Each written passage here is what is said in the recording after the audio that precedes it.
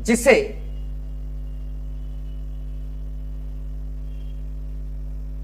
इस पर्वत को हम नाम देते हैं अलास्का पर्वत।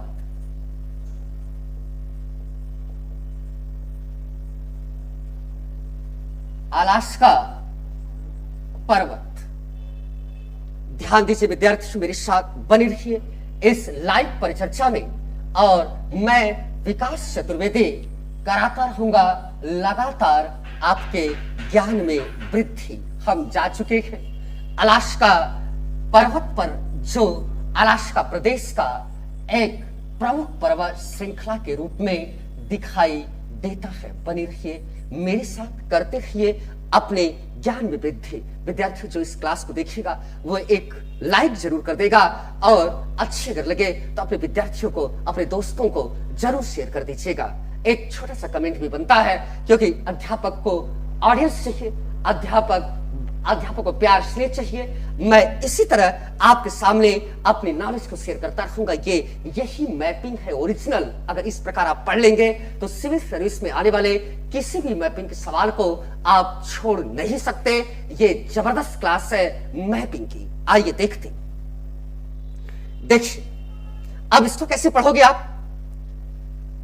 अलास्का प्रदेश के दक्षिण में, अलास्का प्रदेश के दक्षिण में, अलास्का की खाड़ी के तट से लगता हुआ, अलास्का प्रदेश के दक्षिण में, अलास्का के खाड़ी से लगता हुआ, पश्चिम से पूरब दिशा में, पश्चिम से पूरब दिशा में फैली हुई इस पहाड़ी को हम अलास्का पहाड़ी के नाम से जानते हैं। विद्यार्थियों, इस पर्वत की जो सबसे ऊंची चोटी है, इस पर्वत की जो सबसे ऊंची चोटी है, इसे माउंट मैकिनले कहते हैं। मैकिनले कहते हैं इसे। इस पहाड़ी की सबसे ऊंची चोटी, अलास्का पर्वत की सबसे ऊंची चोटी माउंट मैकिनले है। विद्यार्थियों, ये मैकिनले पर्वत की जो चोटी की जो ऊंचाई है, ये 6000 मीटर के आसपास है। ये अलास्का की सबसे ऊंची चोटी तो है ही है, लेकिन पूरे संयुक्त उत्तरी अमेरिका महाद्वीप की भी इसे सबसे ऊंची चोटी के नाम से जाना जाता है। अगर एवरेज हाइट देखें, औसत हाइट की बात करें, तो ये अलास्का में स्थित अलास्का पर्वत संपूर्ण उत्तरी अमेरिका का सबसे ऊंचा पर्वत बन जाता है, जो अलास्का प्रदेश के दक्षिण तरफ है। एवरेज ऊंचाई, औसत ऊंचाई इस पर्वत की, अलास्का पर्वत की जो औसत ऊंचाई है, अलास्का पर्वत की जो औसत ऊंचाई है विद्यार्थियों, ये लगभग 5500 से 6500 मीटर के आसपास है औसत ऊंचाई। और यह पर्वत संपूर्ण उत्तरी अमेरिका का सबसे ऊंचे पर्वत के रूप में जाना जाता है।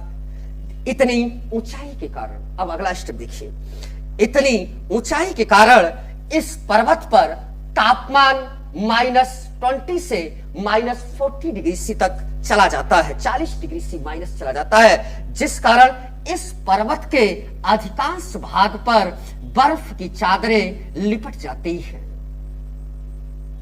अधिकांश भागों पर बर्फ की चादरें लिपट जाती है, और बर्फ की चादरें लिपटने के कारण, बर्फ की चादरें लिपटने के कारण इस पर्वत को संयुक्त राज्य अमेरिका का व्हाइट माउंटेन या सफेद पर्वत भी कहा जाता है। अलास्का को सफेद पर्वत भी कहा जाता है, व्हाइट माउंटेन। विद्यार्थियों ध्यान रखें कि व्हाइट माउंटेन संयुक्त राज्य अमेरिका के अलास्का प्रदेश में है। क्यों?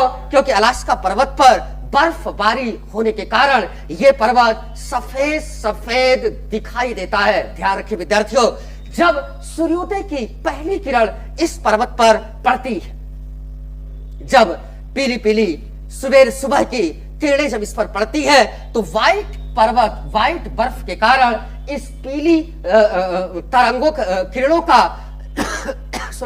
का अधिकांश भाग परावर्तित हो जाता है, छिटक जाता है। परावर्तन के कारण ये पर्वत, इसको अगर ध्यान से देखेंगे तो चमकता हुआ ये दिखेगा, आंख इस पर रुकती नहीं है। डायमंड हीरे की तरह चमकता है, परावर्तन के कारण, सूर्य की रोशनी के परावर्तन के कारण हीरे की तरह दिखता है। इसलिए इस पर्वत का अगला नाम पड़ जाता है डायमंड माउंटेन।